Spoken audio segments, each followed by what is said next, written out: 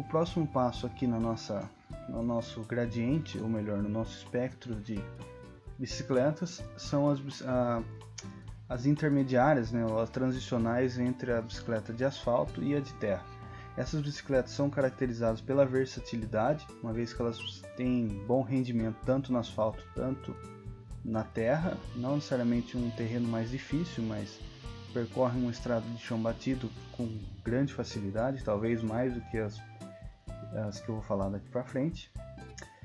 Dessa categoria, algumas pessoas acham que é tudo a mesma coisa, principalmente essas três aqui, mas existem diferenças e elas são de certa forma até grandes. A bicicleta de cyclocross, ela é uma bicicleta de competição, é uma categoria tradicional de ciclismo, já tem muitos anos. Ela é voltada para performance, possui limitação de largura do pneu por regulamento da UCI, é uma geometria mais agressiva, a relação um pouquinho mais agressiva do que, ou às vezes pode ser um pouquinho mais relaxada também, varia muito por modelo. Todas essas bicicletas intermediárias, às vezes você pega um modelo de uma marca específica, ela pode estar mais posicionada aqui para frente, às vezes uma dessas aqui de uma marca, ela pode estar jogada um pouquinho mais para trás. Então, desse ramo transicional, as bicicletas são bem difíceis de você definir categorias. Mas vamos lá. A bicicleta de cyclocross, mais voltada para performance, existe competição delas e é bem difundida, principalmente na Europa. E as bicicletas gravel bikes, o fio redundante aqui, né, ou as gravel bikes, elas são bicicletas de uma categoria de certa forma recente. Elas têm algumas semelhanças com as de cyclocross. Muitas vezes você utiliza peças semelhantes entre essas duas. Costuma ter uma relação um pouco mais ampla do que a de cyclocross e a geometria principalmente ela é um pouco mais relaxada. Você comparar a cyclocross, ela está mais para road race e a gravel bike está mais para a endurance. Então, gravel bikes tem foco mais no público entusiasta, é uma bike mais para se divertir. Existem competições delas, mas ainda são poucas, diferente de uma categoria que é totalmente voltada para a competição.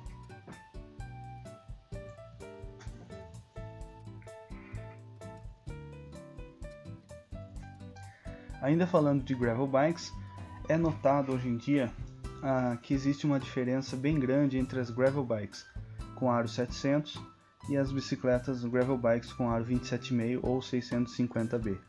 A primeira diferença óbvia, além do tamanho das rodas em si, é que a bicicleta gravel de 700 pneu, o aro 700, ele permite pneus menores, no máximo 700 por 40, ou 700 por 42, 45 por aí, enquanto que as gravel bikes com 650B, elas já permitem muitas vezes o uso de pneus de mountain bike, próximos de 1.8 polegadas, 1.9 polegadas.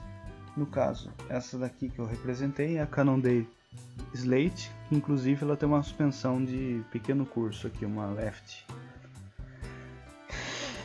Um pouco mais para cá, na verdade essa categoria ela é mista, né? Você pode ter modelos dela desde essa amplitude aqui tanto para cá. As touring bikes são basicamente todas as bicicletas que tem em seu propósito cicloturismo, basicamente. Então é muito comum você encontrar nesse tipo de bicicleta a capacidade de comportar pneus de mountain bike. É comum, no caso, essa aqui é uma relação de uma coroa única, mas para touring bikes é muito comum ainda hoje, em 2019, encontrar essas bicicletas com pedivela tripla. São bicicletas um pouco mais raras aqui no Brasil, a gente não tem talvez essa cultura desse tipo de bicicleta aqui. Na verdade, todas essas intermediárias aqui são extremamente raras aqui no Brasil. Por serem categorias mais entusiastas, né, como o custo de bicicleta no Brasil é muito alto, talvez elas acabam sendo prejudicadas, né? Essa bicicleta, a touring bike, ou melhor, as bicicletas touring bikes, elas têm foco no cicloturismo, muitas vezes com acessórios, bagageiro, paralamas, etc. E elas são desenvolvidas para percorrer diferentes terrenos, porque numa cicloviagem você não sabe exatamente o que você pode enfrentar. Então elas têm uma versatilidade muito grande, permitindo pneus de certa forma quase do tamanho dos usados em mountain bike. Logo em seguida tem uma categoria aqui que ela é mais discreta ainda, mais rara. Eu fiz um vídeo, no meu vídeo último, no meu último vídeo foi especificamente sobre essa categoria, que são as bicicletas Monster Cross. Elas possuem muitas características do quadro de cross country. Se vocês repararem aqui, é um quadro muito semelhante, mesmo sendo de marcas diferentes. Eles têm geometria muito parecida e o pneu, o característico da Monster Cross é utilizar o pneu de mountain bike e ainda preservar o guidão drop. Isso permite mais opções de pegada. É também muito comum a partir daqui da gravel bike a utilização do guidão com flare, que aumenta um pouco a largura do guidão em relação ao guidão tradicional de road bike. A bicicleta Monster Cross, eu vou deixar o link na descrição porque eu fiz um vídeo especialmente sobre essa categoria. E logo em seguida eu coloquei uma barrinha aqui. Essa barra é mais ou menos, né? São bicicletas que você já pode, o uso delas envolve de certa forma deixar o chão e voltar, né? Os saltos. Não que uma bicicleta de cross country seja específica para saltar, mas se você fizer um salto eventual com ela, não vai ter muitos problemas. A bicicleta de cross country, ela foca em ter uma relação mais reduzida do que essas anteriores que a gente viu até agora. Ela foca também na eficiência na subida. É uma bicicleta com pneu grande, atualmente se usa pneu sempre maior que 2 polegadas, né? Raramente se usa um pneu inferior a 2 polegadas de largura hoje em dia.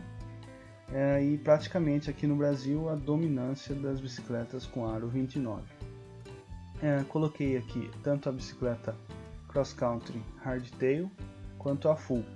A full, uma full de cross country, ela vai ter um pouco mais de capacidade off-road do que a hardtail, porque é basicamente a mesma geometria.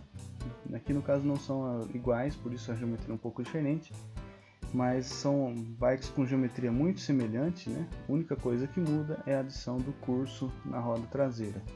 Mesmo assim não é um curso tão longo assim. Bicicletas de cross country costumam ter geralmente até 100 mm de curso, tanto na frente quanto atrás.